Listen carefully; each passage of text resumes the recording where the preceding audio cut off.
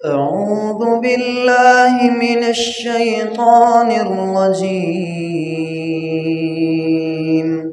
بسم الله الرحمن الرحيم. يا أيها الذين آمنوا اتقوا الله وقولوا قولا سديدا يصلح لكم أعمالكم ويغفر لكم ذنوبكم ومن يطع الله ورسوله فقد فاز فوزا عظيما. أما بعد فإن خير الحديث كتاب الله وخير الهدي هدي محمد صلى الله عليه وآله وسلم وشر الأمور محدثاتها وكل محدثة بدعة وكل بدعة ضلالة. تمام قسم کی حمد و ثنا، تعریفات، تسبیحات، تمجیدات اللہ رب العالمین کے لیے ہیں، جو کل کائنات کا خالق، مالک، رازق اور مدبر ہے، اور پھر لاکھوں کروڑوں درود و سلام ہوں اس ہستی اقدس و مقدس پر کہ جن کا نام نامی، اسم گرامی محمد الرسول اللہ صلی اللہ علیہ وآلہ وسلم ہے۔ گزشتہ خطبہ جمعہ میں عرض شام کے حوالے سے چند باتیں آپ کے سامنے رکھی تھیں، اور یہ بات بھی اسی خطبہ میں آپ کے سامنے واضح کی تھی کہ نبی کریم صلی اللہ علیہ وسلم کی احادیث طیبہ میں جس شام کی سرزمین کا تذکرہ ملتا ہے، وہ شام کی سرزمین میں آج کے جغرافیائی تقسیم کے حساب سے آج کا اردن، لبنان، فلسطین اور جس کو آج کل شام یا سیریا کہا جاتا ہے، یہ چاروں علاقے وسیع تر شام،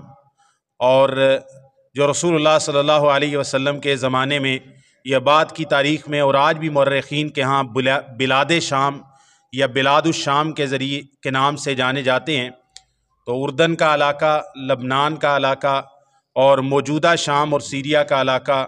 اور فلسطین کا سارا علاقہ، جس کے کچھ علاقے کے اوپر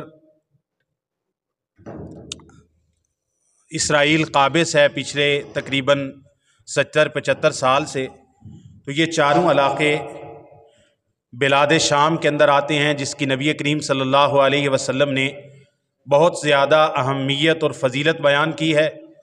ایک تو حدیث آپ کے سامنے صحیح بخاری کے حوالے سے رکھی تھی کہ نبی کریم صلی اللہ علیہ وسلم نے فرمایا، اللہم بارک لنا فی شامنا، اللہم بارک لنا فی شامنا، اللہم بارک لنا فی شامنا۔ آپ علیہ السلام نے 3 دفعہ یہ بات ارشاد فرمائی،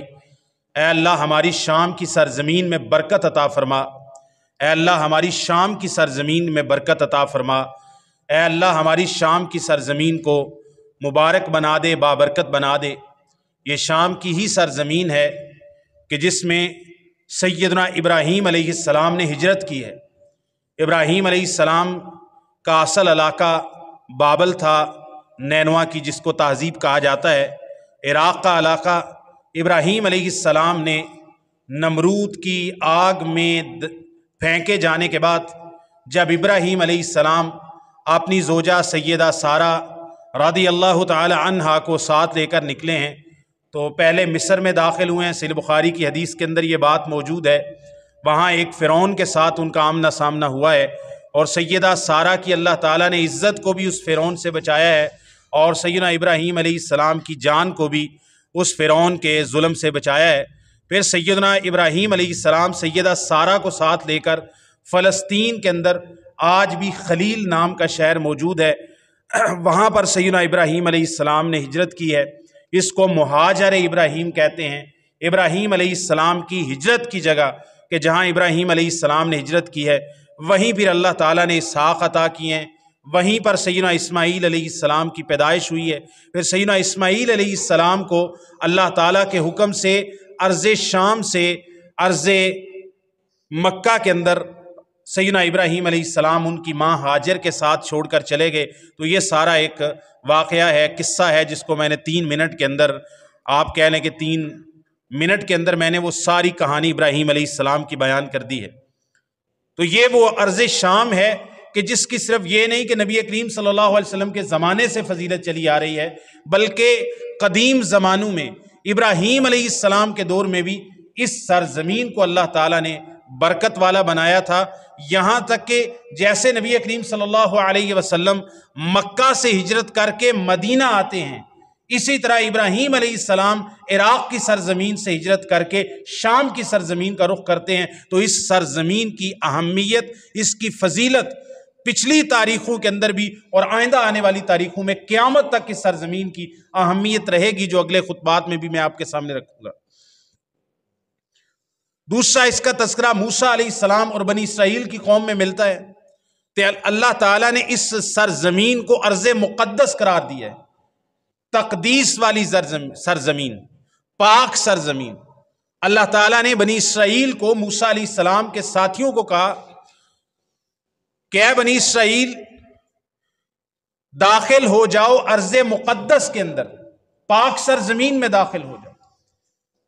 تو وہ وہاں پر گئے، سامنے ایک بہت بڑا لشکر تھا، تو وہاں پر بنی اسرائیل کے بزدل لوگوں نے کہا کہ ہم ان سے نہیں لڑ سکتے، وہ بڑے جبار لوگ ہیں۔ فَاذْهَبْ أَنْتَ وَرَبُّكَ، موسیٰ آپ اور آپ کے رب جاؤ، فَقَاتِلَا، وہاں جا کے لڑو، إِنَّا هَاهُنَا قَاعِدُونَ، ہم یہاں پر بیٹھ کے انتظار کر رہے ہیں۔ جب بدر کا موقع آیا، نبی کریم صلی اللہ علیہ وسلم نکلنے لگے، یہ مسلمانوں کا کوئی پہلا پیش قدمی کے ساتھ غزوہ تھا، تو آپ علیہ السلام نے صحابہ سے مشورہ لیا، حدیث صحیح بخاری کتاب المغازی میں موجود ہے۔ تو نبی کریم صلی اللہ علیہ وسلم فرماتے ہیں ہاں بھائی بتاؤ، لڑو گے؟ سیدنا ابو بکر کھڑے ہوئے، انہوں نے کہا یا رسول اللہ ہم لڑیں گے، جیسا آپ کہیں گے ہم کہیں گے، اپنی جانوں کو قربان کریں گے۔ نبی کریم صلی اللہ علیہ وسلم نے فرمایا بیٹھ جائیں۔ پھر سیدنا عمر کھڑے ہوئے، پھر اسی طرح سیدنا علی، مہاجرین کھڑے ہوتے رہے۔ نبی کریم صلی اللہ علیہ وسلم ابھی تک اس طرح سے مطمئن نہیں ہو رہے تھے، تو سیدنا سعد بن معاذ رضی اللہ تعالیٰ عنہ یا معاذ بن جبل، سعد بن معاذ کھڑے ہوئے، انہوں نے کہا یا رسول اللہ آپ کا اشارہ ہم انصار کی طرف ہے کہ انصار بول کے کہیں۔ انصاری کیا کہتے ہیں؟ کیونکہ مدینہ انصاریوں کا شہر ہے، مہاجرین تو 150 200 کی تعداد کے اندر ہجرت کر کے پردیسی لوگ آئے ہیں۔ اگر جنگ کے اندر کوئی شکست ہوتی ہے تو عورتیں، بچے، گھر، زمینیں، جائیدادیں، مال، کاروبار، تجارت، اس سب کا بوجھ انصار کے اوپر پڑنا ہے۔ تو نبی کریم صلی اللہ علیہ وسلم نے فرمایا مہاجرین تو پہلے ہی اپنا سب کچھ، گھر بار، بچے قربان کر کے نکلے ہوئے ہیں اللہ کے راستے میں، انصار جن کی یہ سرزمین ہے، جن پر جنگ کا بوجھ آئے گا، ان میں سے کوئی بولے۔ تو سعد بن معاذ رضی اللہ تعالیٰ کھڑے، انہوں نے کہا یا رسول اللہ صلی اللہ علیہ وسلم ہم آپ کے دائیں لڑیں گے، آپ کے بائیں لڑیں گے، آپ کے آگے لڑیں گے، آپ کے پیچھے لڑیں گے، ہم قوم موسیٰ کی طرح نہیں کریں گے کہ آپ اور آپ کا رب جا کے لڑے، ہم یہاں پہ بیٹھ کے انتظار کر رہے ہیں، ہماری جانوں سے، ہماری لاشوں سے گزر کر کوئی آپ تک پہنچے گا۔ نبی کریم صلی اللہ علیہ وسلم نے جب یہ بات سنی، آپ صلی اللہ علیہ وسلم کا چہرہ خوشی سے مسکرا پڑا، آپ مسکرا دیے کہ انصار نے اس طرح رسول اللہ صلی اللہ علیہ وسلم کی بات پہ لبیک کہا ہے۔ بہرحال اللہ تعالیٰ نے موسیٰ علیہ السلام کو اس ارض مقدس کی بشارت دی تھی، لیکن بنی اسرائیل کی بزدلی کی وجہ سے موسیٰ علیہ السلام کی زندگی میں ارض مقدس کے اندر داخل نہیں ہو سکے۔ پھر یہاں تک کہ موسیٰ علیہ السلام کی وفات ہو گئی، اور پھر آگے تقریباً 40 سال تک وادی طی کے اندر اسی طرح یہ گھومتے رہے، پھرتے رہے، سرگرداں، اور ادھر کو جاتے تھے ان کو راستہ ہی نہیں ملتا تھا، جیسے کچھ صحرا کے اندر گم ہو جاتا ہے۔ یہ پوری قوم 40 سال تک صحرا کے اندر، لکو دک صحرا کے اندر گم رہی ہے، سرگرداں پھرتی رہی ہے، ان کو کچھ سمجھ نہیں آتی تھی کہ ہم نے کہاں جانا ہے، کوئی رستہ نہیں ملتا تھا۔ پھر 40 سال کے بعد ایسے ہی ہے جیسے اللہ تعالیٰ نے ان کی توبہ کو قبول کیا، تو پھر ارض مقدس جانے کا ان کو راستہ ملا، تو اس کے بعد یہ فلسطین میں، ارض مقدس میں، ارض شام کے اندر یہ لوگ آ گئے ہیں۔ مسلمانوں کی تاریخ کے اندر نبی کریم صلی اللہ علیہ وسلم نے تو معراج کے سفر کے دوران آپ صلی اللہ علیہ وسلم نے اس سرزمین پہ قیام کیا تھا، ارض شام، اور ارض شام کے علاقوں میں سے بھی وہ فلسطین کا علاقہ تھا، اور فلسطین میں بھی بیت المقدس تھا، اور یہ حدیث صحیح مسلم وغیرہ کے اندر موجود ہے، اور قرآن مجید میں اس کا تذکرہ موجود ہے۔ سبحان الذی اسرا بعبدہ لیلا من المسجد الحرام الی المسجد الاقصی الذی بارکنا حولہ لنریہ من آیاتنا انہ هو السمیع البصیر، کہ ہم نے اپنے بندے کو، اللہ تعالیٰ وہ ذات ہے جس نے اپنے بندے کو راتوں رات مسجد حرام سے لے کر مسجد اقصی تک سیر کروائی، جس کے ارد گرد کے علاقے کو ہم نے برکت عطا کر رکھی ہے. یعنی مسجد اقصی بیت المقدس یروشلم ایلیا شہر کے اندر ہے، اور اللہ تعالیٰ فرماتے ہیں اس کے ماحول کو، اس کے ارد گرد کے علاقے کو ہم نے برکت دی ہے. گویا کہ شام کی ساری سرزمین، فلسطین اس میں سب سے افضل علاقہ ہے، کیونکہ بیت المقدس اس میں ہے. ابراہیم علیہ السلام اس جگہ کی طرف ہجرت کر کے آئے تھے، اور اللہ تعالیٰ نے ارض مقدس بھی خاص طور پہ اس سرزمین کو قرار دیا ہے، اور مسلمانوں کا پہلا قبلہ بھی شام کے علاقے فلسطین کے اندر ہے، وہ جو بلاد شام ہے. تو اس اعتبار سے ویسے تو سارا مکہ ہی فضیلت والا ہوگا نا، لیکن مکہ کے اندر جس جگہ پہ بیت اللہ اور مسجد حرام ہے وہ سب سے افضل جگہ ہوگی. تو ساری مسجد حرام ہی فضیلت والی ہے، لیکن مسجد حرام میں جہاں پر وہ کالا کوٹھا بنا ہے جس کو ہم کعبۃ اللہ کہتے ہیں، تو وہ مسجد حرام میں بھی سب سے افضل بن جائے گا. تو سارا کالا کوٹھا کعبہ وہ بڑا خوبصورت ہے، بڑا فضیلت والا ہے، لیکن جہاں حجر اسود لگا ہے وہ اس سے بھی زیادہ فضیلت والی جگہ ہو جائے گی. یا جو مقام ابراہیم ہے، یا جو مسجد جو بیت اللہ کے اندر کا جہاں رسول اللہ صلی اللہ علیہ وسلم نے جا کے اندر نماز پڑھی ہے، تو سارا شام کا علاقہ فضیلت والا ہے. لیکن اس میں بھی سب سے فضیلت والا علاقہ فلسطین کا علاقہ ہے. فلسطین کے علاقے میں بھی سب سے افضل علاقہ وہ ہے جس کو شہر یروشلم یا ایلیا کہتے ہیں، یا ہماری عربی زبان کے مطابق بیت المقدس کہتے ہیں. تو وہ سب سے افضل علاقہ ہوگا، اور اس میں بھی مسجد اقصی وہ ہے جس میں نبی کریم صلی اللہ علیہ وسلم نے اسراء کی رات، معراج کی رات 1,24,000 سے کم و بیش انبیاء کی امامت کروائی تھی رسول اللہ صلی اللہ علیہ وسلم. اور پھر 16 ہجری کے اندر یا 15 ہجری میں سیدنا عمر ابن خطاب رضی اللہ تعالیٰ عنہ کے دور کے اندر یہ شام کا علاقہ فتح ہوا ہے. پھر اس کے بعد یزید بن ابو سفیان، سیدنا ابو سفیان رضی اللہ تعالیٰ عنہ کے بیٹے اور سیدنا معاویہ رضی اللہ تعالیٰ عنہ کے بھائی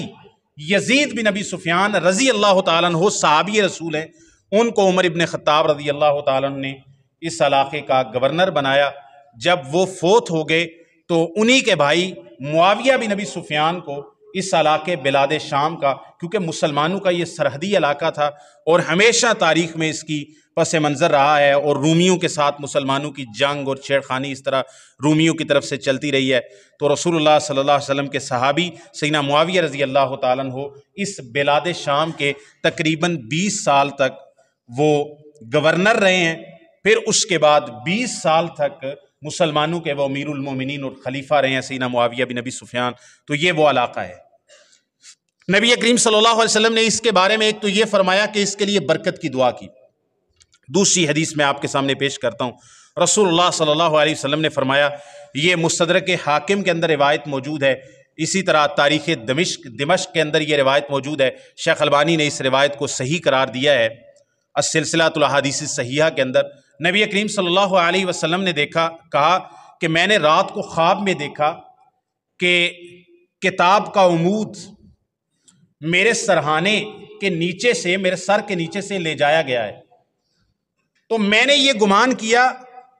انہو مذہوب بہی، کہ اس کو مجھ سے چھین کر یا مجھ سے لے جایا جائے گا. رسول اللہ صلی اللہ علیہ وسلم نے فرمایا فَأَتْبَعْتُهُ بَصَرِي، میں نے اس کی اپنی نظروں کو اس کے پیچھے لگا دی، یعنی میری نظر نے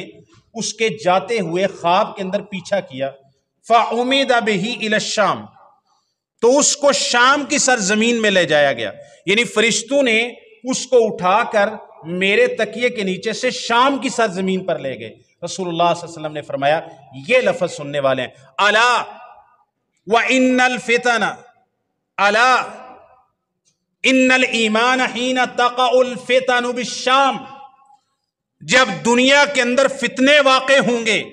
آپ صلی اللہ علیہ وسلم نے فرمایا اس وقت ایمان کا مرکز شام کی سرزمین ہو. الا وان الایمان حین تقع الفتن، خبردار ہو جاؤ لوگوں، سن لو، یاد رکھ لو، یہ شام کی سرزمین فتنوں کے دور کے اندر، آخر الزمان کے اندر، مسلمانوں کی جب دنیا کے اندر وہ غلبہ نہیں رہے گا، وہ طاقت نہیں رہے گی، مسلمان اور دنیا دین سے دور ہو رہی ہوگی، اور پوری دنیا کے اندر فتنہ و فساد ہوگا۔ شبہات کے فتنے وہ ہوتے ہیں جو انسان کو دین کے بارے میں شبہ ڈالتے ہیں، جیسے ایتھیسٹ کہ کائنات کو بنانے والا کوئی نہیں ہے، کائنات ایسے ہی بن گئی ہے، حادثے کی وجہ سے بن گئی ہے، بگ بینگ کی وجہ سے بن گئی ہے، نیچر نے خود اپنے آپ کو کریٹ کر دیا ہے، اور اسی طرح یہ دین کوئی چیز نہیں ہے، یہ بس ایسی باتیں ہیں، مر کے دوبارہ زندہ نہیں ہونا۔ دماغ کے اندر ایسے شکوک و شبہات دین اسلام کے بارے میں، اللہ کے بارے میں ڈالتے ہیں، اس کو کہتے ہیں شبہات کے فتنے، کہ آپ کو کوئی شبہ ڈالا، شک میں مبتلا کیا دین کے بارے میں، اور آپ دین سے ہاتھ دھو بیٹھے۔ اور ایک ہوتے ہیں شہوات کے فتنے، کہ انسان دولت کے لیے، جاہ و جلال کے لیے، مال کے لیے، اقتدار کے لیے، عورت کے لیے، بے حیائی اور اس طرح کی چیزیں جو انسان کی خواہش نفس کے ساتھ تعلق رکھتی ہیں، تو انسان خواہش نفس کے پیچھے لگ کے اپنے اللہ سے، اپنے دین سے دور ہو جاتا ہے۔ تو دو ہی فتنے، یا خواہشات کا فتنہ ہوتا ہے یا شبہات کا فتنہ ہوتا ہے، یا پھر انسان کے اوپر فتنہ ہوتا ہے آزمائشوں کا۔ تیسرا فتنہ ہوتا ہے آزمائشوں کا، کہ بیماریاں ہیں، تکلیف ہے، تنگی ہے، غربت ہے، افلاس ہے، انسان کو قتل و غارت ہے، چوری ہے، ڈکیتی ہے، امن عامہ نہیں ہے، یہ بھی فتنے ہیں۔ تو یہ جب جتنے بھی فتنے رسول اللہ صلی اللہ علیہ وسلم نے بیان کیے، چاہے وہ خواہشات کے فتنے ہوں جو انسان اپنی خواہش کے اندر رکھتا ہے، مال کی خواہش، جاہ و جلال کی، اقتدار کی خواہش، عورت کی، پیسے کی، گاڑی کی، جو شریعت کے تقاضوں کے مطابق نہ ہو۔ انسان کے اندر شیطان خواہشات پیدا کرتا ہے۔ دوسرا وسوسے، دین کے بارے میں شبہات، دین کے بارے میں لبرل، سیکولر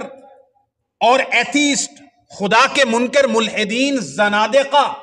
انسان کو شکوک و شبہات کے اندر مبتلا کر رہے ہیں،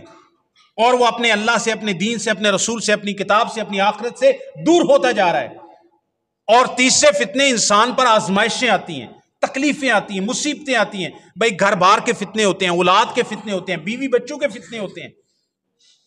اب یہ فتنے کا جو لفظ ہے، کوئی گھر کے اندر، انسان کے گھر میں کوئی تنگی ہے، کوئی بیماری آ گئی ہے گھر کے اندر، انسان کے اپنی ذات میں کوئی بیماری چل رہی ہے، تو اس وقت دو ہی باتیں ہوتی ہیں، یا تو جو اللہ کا بندہ ہوتا ہے وہ اللہ کے اور زیادہ قریب ہو جاتا ہے، اور عام طور پہ ایسا ہوتا ہے کہ انسان جب مایوس ہوتا ہے تو وہ اپنے اللہ سے مایوس ہو جاتا ہے، اور پھر اس وقت شیطان اس پر حملہ آور ہوتا ہے، اور جب وہ کہتا ہے کہ دیکھیں اللہ ہے، اس کی عبادت کر رہے ہیں، اللہ سب کا رازق ہے، میرے تو گھر کا بل پورا نہیں ہو رہا، میرا تو میٹر کاٹ کے لے گئے ہیں،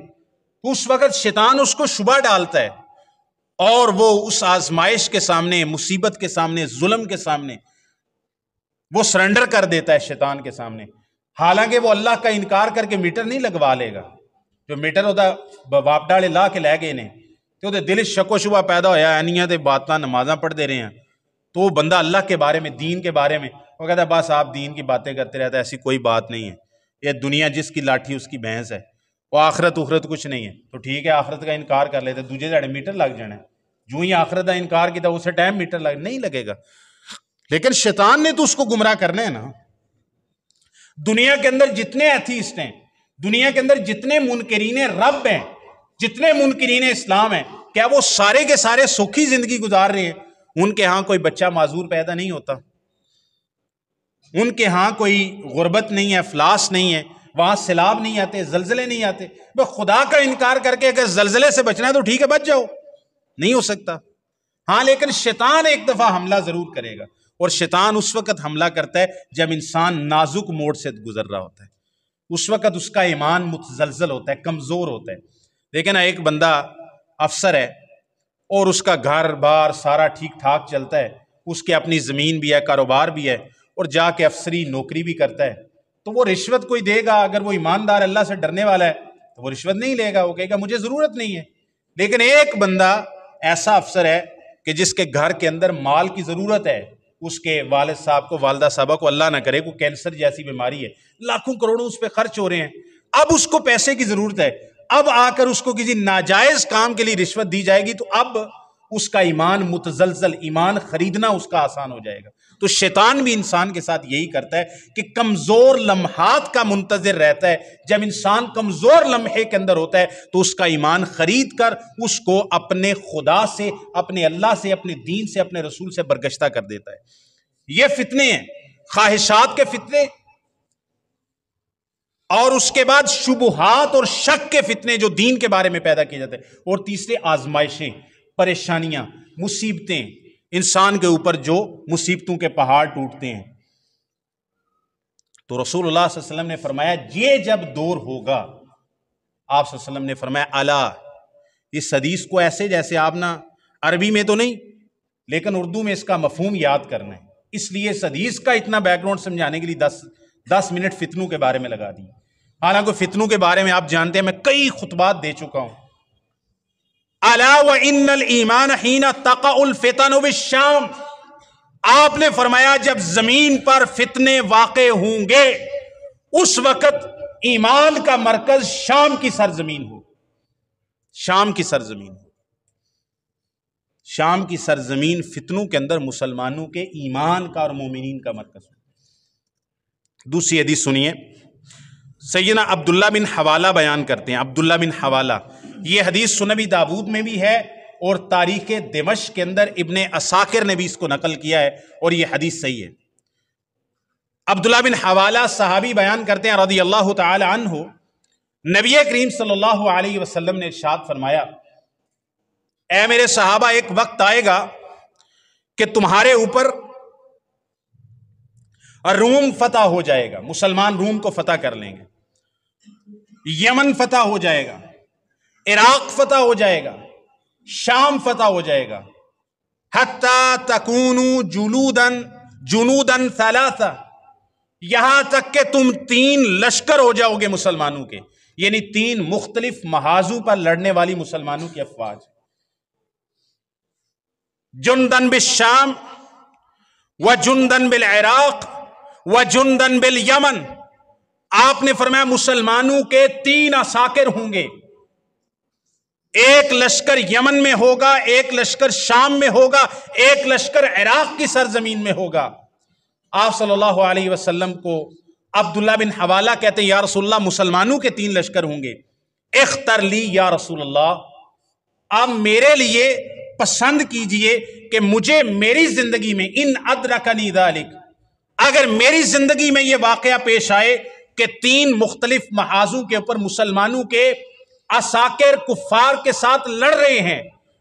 ایک لشکر شام میں ہے، ایک عراق میں ہے، ایک یمن میں ہے، اختر لی،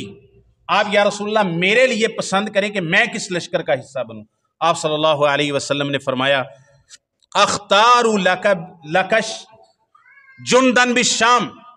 آپ نے فرمایا اے عبداللہ بن حوالہ میں محمد صلی اللہ علیہ وسلم تیرے لیے اس لشکر کو پسند کرتا ہوں جس لشکر کا رخ شام کی سرزمین کی طرف ہوگا، شام والے لشکر میں میں تجھے پسند کرتا ہوں کہ شام والے لشکر میں شامل ہو جانا۔ آگے جو رسول اللہ صلی اللہ علیہ وسلم نے لفظ فرمائے نا شام کی سرزمین کے بارے میں، سبحان اللہ، یہ کسی سرزمین کے بارے میں مکہ اور مدینہ کے علاوہ کسی سرزمین کے بارے میں یہ الفاظ نہیں ہیں۔ شام کی سرزمین معمولی نہیں ہے۔ آج اسرائیل نے فلسطین شام کی سرزمین میں سے چھین لیا، 70-80 سال سے ظلم کر رہا ہے، پہلے فرانس کر رہا تھا، اس سے پہلے برطانیہ کر رہا تھا، ہو جائے 10 20 30 40 سال اور گزر جائیں، اللہ نہ کرے، اللہ تعالیٰ فلسطینیوں کو جلدی آزادی عطا فرمائے، لیکن شام کی سرزمین کا قیامت کے آخری دن تک، جو آخری دن قیامت آنی نا سورج مغرب سے طلوع ہونا ہے، اس دن تک شام کی سرزمین کی مسلمانوں کے لیے اہمیت رہے گی۔ یہ اتنی اہمیت والی سرزمین،